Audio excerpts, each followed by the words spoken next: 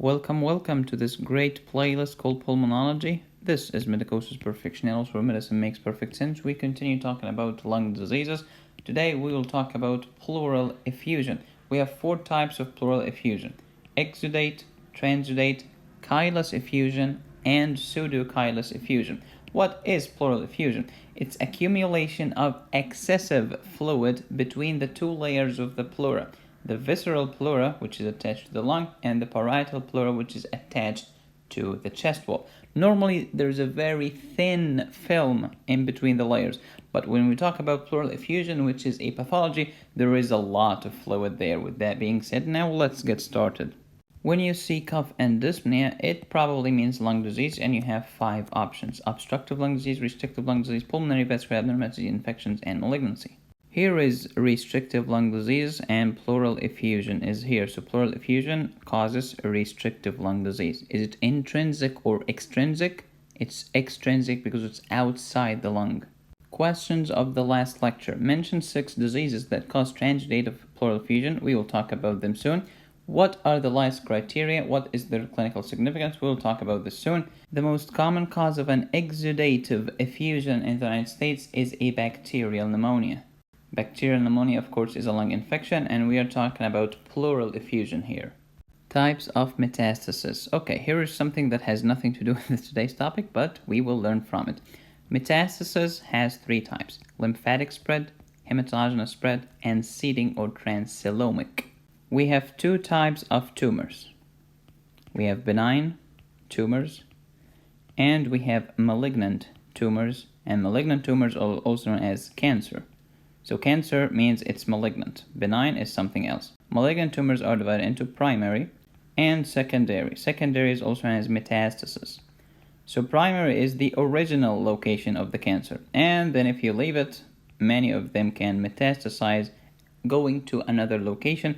Then they are called secondary or metastasis. So how do they do it? Lymphatic spread, such as carcinomas. If it's a carcinoma, it loves to go to the lymph vessels. Afferent vessels, lymph node, producing a painless lymphadenopathy. So the lymph node is going to enlarge, but it's going to be painless.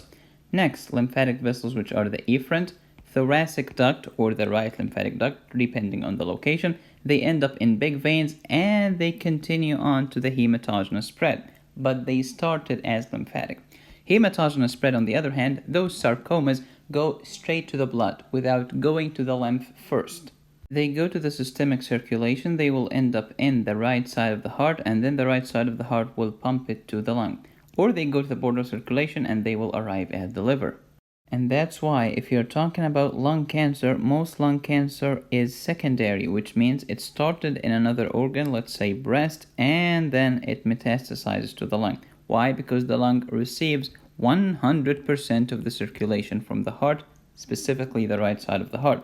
Same thing with the liver. Secondary liver cancer, which means it came from another organ, is by far more common than primary hepatocellular carcinoma. Some organs are misfortunate because of their location within the circulation. Third type is seeding or transcellular cancer cells which exfoliate from a serosal surface, including your 3 Ps, pleura, peritoneum, pericardium. Then they invade the tissue in the serosal cavity, so inside the pleural cavity, inside peritoneal cavity, or pericardial cavity respectively. Can you give us example? Yes. Lung cancer that's located peripherally, example is adenocarcinoma and large cell carcinoma, can invade, i.e. seed, the pleura, leading to malignant pleural effusion, and today's topic is pleural effusion. There is another example called ovarian cancer. It invades and seeds the omentum, leading to omental caking. Sometimes a doctor tells his patient, "Hey, I found omental caking in your peritoneum." "Cake? Happy birthday to you, doctor." "No, honey, I'm sorry, I have bad news. You have ovarian cancer." Definition of pleural effusion: accumulation of fluid in the pleural cavity between the visceral and parietal layers. And of course, accumulation, we mean excessive fluid. We mean a substantial amount of fluid. Types: exudate, transudate, Kylas, Pseudocallus, and even hemorrhagic. We call it hemothorax. To know more about hemothorax, watch my 2 first videos in this playlist. They are called clinically oriented anatomy. What causes pleural effusion? I have 19 causes. Number 1, left-sided heart failure leading to pulmonary edema. Diffuse bilateral crackles, the old name is rales, ral de la mort. Okay, so here is your heart, here is your left side of this heart. If the left side failed, it cannot receive blood. When it cannot receive blood, those veins are gonna be congested and they will end up in the lung, they will end up in lung congestion and pulmonary edema. When there is pleural effusion, there is dullness to percussion and diminished breath sound because there is something obscuring the lung. There is water obscuring the air. So number 1 was due to increased hydrostatic pressure. All of the others are due to decreased oncotic pressure. Let's do them. Kwashiorkor, you're not eating protein. You have decreased plasma protein level, leading to low oncotic pressure, leading to edema. Ankle edema, ascites, pleural effusion, etc. And of course, this is a transudate. Severe liver disease. Now, you are eating protein, but you are not synthesizing enough protein. This will lead to decreased albumin. This will lead to low oncotic pressure and edema, of course, pleural effusion. Nephrotic syndrome. You're eating protein, you're making protein, but you're losing protein. You're peeing it out, leading to decreased albumin, low oncotic pressure, and edema. Menetrier disease, also known as protein-losing gastropathy.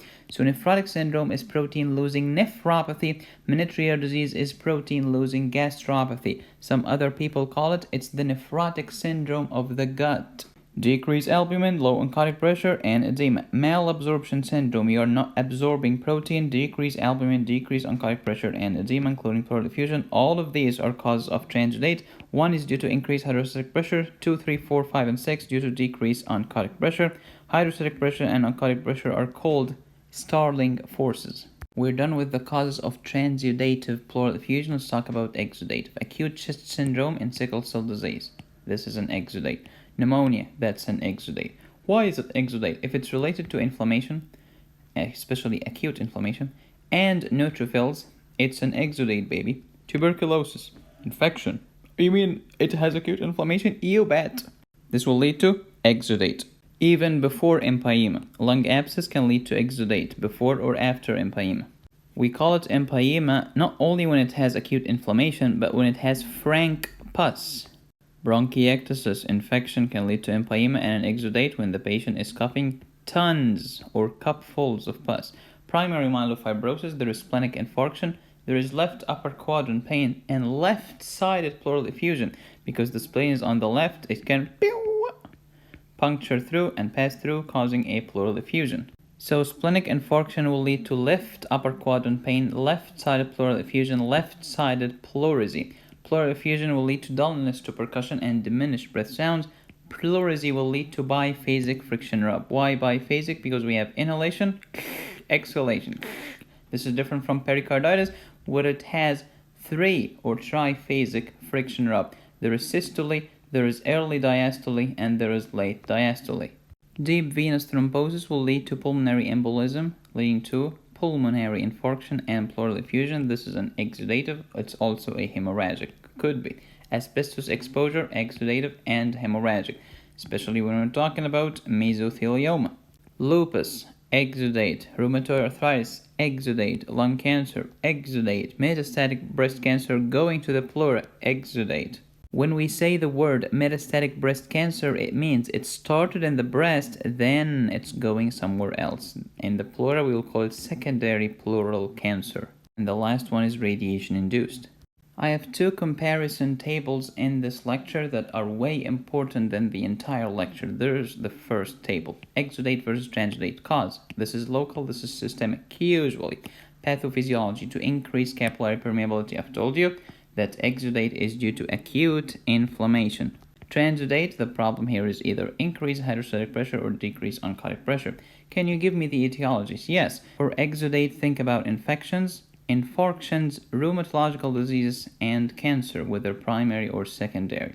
Transudate, if it's due to increased hydrostatic pressure, you have left-sided heart failure. If you're talking about decreased oncotic pressure, you're not eating protein, you're not making protein, you are urinating protein, you are defecating protein, and you are not absorbing protein. What's the nature of the fluid? In exudate, it's rich in cells, neutrophils, and it's rich in protein. It's inflammation, baby. Redness, hotness, swelling, pain, loss of function, and those cytokines, remember the cytokines are proteins. Transudate, ultrafiltrate of plasma. It's basically water or very close to it. Fluid pH. When you have inflammation, you're increasing the metabolism of the local tissue. When you increase metabolism secretes acids. That's why you have an alkaline reserve in your body and you do not have an acidic reserve because you don't need an acidic reserve. Your body is producing acids. You need an alkaline reserve called bicarbonate to counteract the acidosis.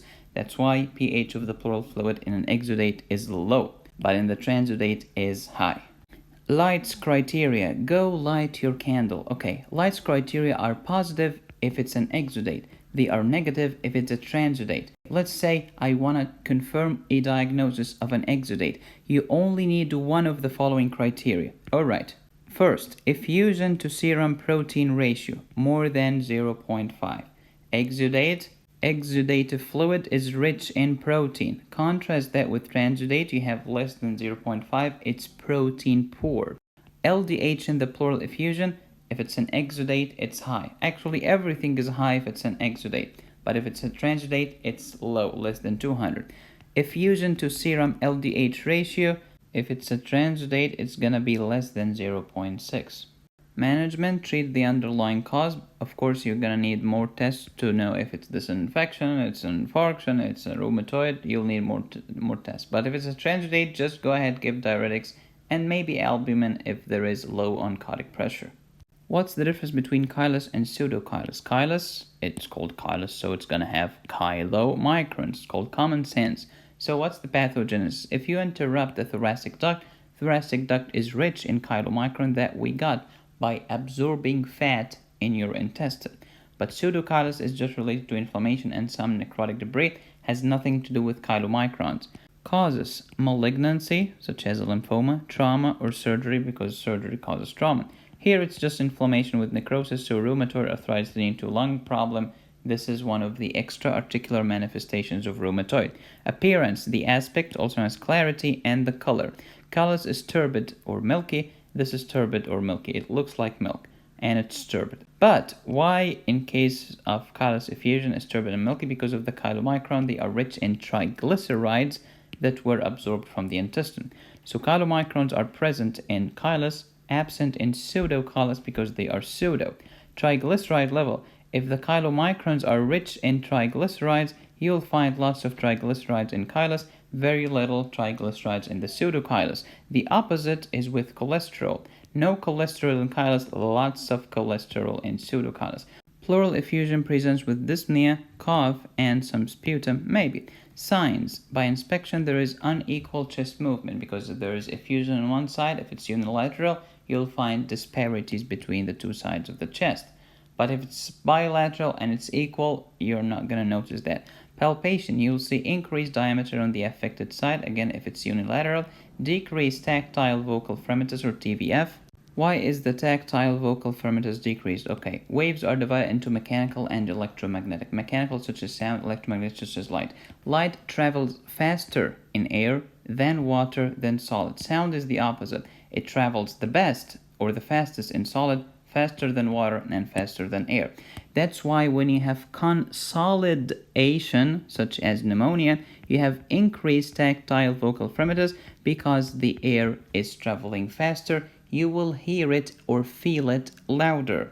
But if there is something obscuring the air in your lung, such as this ugly pleural effusion, and you are putting your hand on the patient's chest or back to try to feel the air in the lung, but there is something obscuring your ability to transmit that sound, this is called decreased tactile vocal fremitus, because normally the two layers of the pleura are almost the same. They are almost fused, only a teeny tiny film. So consider them as solid, but now this solid has been changed into liquid thanks to the pleural effusion. When you make the solid into liquid, you are decreasing sound transmission and decreasing tactile vocal fremitus.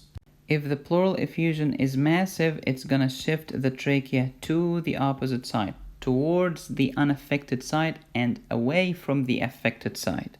Percussion, you'll find dullness on that side. Why? Because you are trying to percuss the lung. but now there is a layer of fluid obscuring the lung, so it's decreased or dullness to percussion. Normally, your chest should be resonant, but when it's dull, there is something weird. Auscultation, you'll find diminished breath sound. Again, here is your nice stethoscope. When you are trying to auscultate, you're trying to listen to the lung, but there is a layer of fluid obscuring that sound. That's why you have decreased breath sounds. How to diagnose pleural effusion? You need clinical signs and symptoms. You need radiology, post-anterior chest x-ray. You'll find the costophrenic angle obliterated or blunted. Normally you should see it like this. This is the angle, costophrenic angle. But here you see there is no angle. It has been obliterated because of the fluid. Also the diaphragm is obscured. Again, here is normal because the diaphragm is here. But when you have all of this fluid here, you're not going to see the diaphragm. It's obscured by the fluid. You can do thoracentesis or tapping this fluid in the pleura by a needle and then send it to the lab. If it's an exudate, you will need to do more tests to determine the etiology. Is it infection? Is it infarction? Is it malignancy? What kind of tests are you talking about? I'm talking about cell count with differential, cytology for cancer, gram stain for bacteria and culture for the same flipping reason, glucose because it's low in rheumatoid arthritis, amylase, serum to pleural fluid albumin ratio, and then for tuberculosis, adenosine deaminase level, interferon gamma release assay, or if you want to go further, PCR is very accurate. What are the complications of those crazy pleural effusion? If you have a large effusion, it can compresses the lung on that side, leading to compression atelectasis. Atelectasis means collapse. Paramnemonic effusion. Why did we call it paramnemonic? Because it happens in correspondence with pneumonia. You start with pneumonia, you see this ugly consolidation of the upper lobe of the left lung with increased egophony, whispering picturoloquy, and increased tactile vocal fremitus because now it's a solid organ. We call it consolidation. Then next, before you know it, you have an exudative pleural effusion. It's an exudate. It's an acute inflammation now reaching the pleura. Next is fibropurulent. You see this canal or channel between the pneumonia and the pleura. We call this paramnemonic empyema. At this stage, the patient will start coughing frank pus. Tons of it. The last stage is the organizing stage. By organizing, we mean fibrosis. It's over. The pleura is over. And it forms a very thick layer called pleural peel. It's like an orange. Now the lung cannot expand. This is an actual restrictive lung disease, and the surgeon will have to remove this very thick layer of the pleura. My favorite part of the lecture. How would you know if a test tube contains chylomicrons? Put it in the refrigerator, the chylomicrons will float on the surface. This is called a supernatant. What's on the surface is the dead gum layer of chylomicrons, and they are rich in triglycerides. That's why they float on top of the water, because the density of fat is less than the density of water. It's called physics, baby. The most common cause of an exudative effusion in the United States is bacterial pneumonia. The second most common cause is cancer. Which one is the most common? Lung cancer, breast cancer, and lymphoma. How can breast cancer lead to a pleural effusion? It metastasizes, honey. This is called metastatic breast cancer or a lymphoma. Left-sided heart failure can lead to bilateral pleural effusion with rales, or as they say today, crackles. But I had a patient with left-sided heart failure and only unilateral effusion. Is there a... No, it's very common, okay? Nothing is perfect. Nothing is bilaterally equal. Your right biceps is not as strong as your left biceps. Your right pterygoid muscle is not as strong as the left. Just get over yourself. Pancreatitis, believe it or not, can lead to isolated left-sided pleural effusion. Post-abdominal surgery, sometimes you end up with transudative pleural effusion. This is common. This is benign. If the patient's history is clear and diagnostic, I'm sure this patient has a CHF. He has all the signs and symptoms, or cirrhosis or nephrotic syndrome. There is no need to tap the pleura. There is no need to perform a pleurocentesis or thoracentesis. You already know it's a transudate. As Hippocrates said, rule number 1, do no harm. When should I tap the pleural effusion? If it's unilateral, because it's suspicious, if it's asymmetric, because it's suspicious, and if it's not responding to treatment. Say you have a patient with CHF, you're giving him lots of diuretic and the pleural effusion is not responding, time to tap it, baby. If the patient has bacterial pneumonia and an exudative effusion, should you do paracentesis to remove the fluid or just give antibiotics to treat the pneumonia? Here is the answer. It depends. Do a chest x-ray, CT scan, or even ultrasound and measure the distance between the chest wall and the lung surface. If it's less than 10 mm, just treat the pneumonia, he will be fine. If it's more than 10 mm, this pleural effusion is actually contributing to the problem and it's making the treatment more difficult. This is an effusion worth tapping. Because when you tap this effusion and empty the pleura from this ugly effusion, you are making the patient more likely to respond to the antibiotic treatment. What if the lights criteria reveal an exudate, but all other tests are negative, and the patient still has dyspnea and tachypnea? Do a CT pulmonary angiography because this could be pulmonary embolism. Maybe this patient can die. Pay attention. Complicated pleural effusion. What are the criteria? Just one of the following is diagnostic. Loculation makes it complicated. Very low pH makes it complicated. Gram stain on culture, if they are positive, makes it complicated. Low glucose makes it complicated, and they are worth tapping. How to manage them? Chest tube thoracostomy, not just needle, and surgery.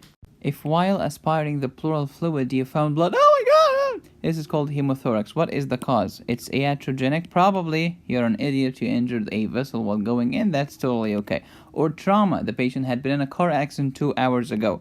Pulmonary embolism or mesothelium, and among others. Exam question. Let's say they have a patient who was a prison inmate. Complains of fever, hemoptysis, weight loss, night sweats. Ooh. Productive cough. Pleural effusion reveals increased lymphocytes. Diagnosis TB. What other disease can have increased lymphocytes in an exudative pleural effusion? Cancer. Yellow nail syndrome is a genetic disease.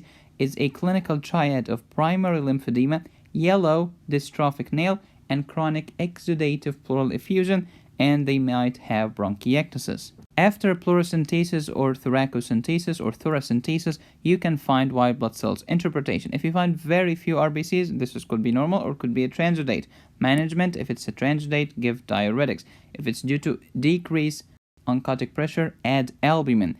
If the white blood cell count is more than 1,000, this is an exudate. Treat the underlying cause. If it's more than 10,000, that's complicated parapneumonic effusion, could be secondary to pneumonia or to lung abscess. This needs a chest tube thoracostomy.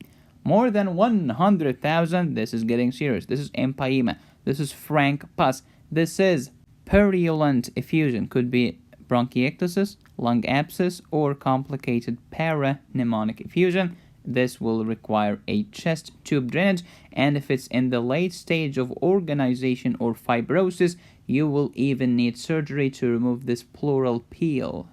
We have talked about the 3 stages of parapneumonic effusion. You start with pneumonia. Then stage 1 is exudative pleural effusion. Stage 2 is fibropurulent stage. And stage 3 is organizing or fibrosis, thick pleural peel. And this is called empyema thoracis. In empyema thoracis, you find pus. Please share, subscribe, hit the bell, and smash like. Follow me on Facebook. I have more than 100 cases there. You can get my notes, my cases, and the slides of this video, and my premium videos, and my audio notes organized in Dropbox folder at patreon.com/medicosis. Thank you so much for watching. As always, be safe, stay happy, and study hard. This is Medicosis Perfectionalis, where medicine makes perfect sense.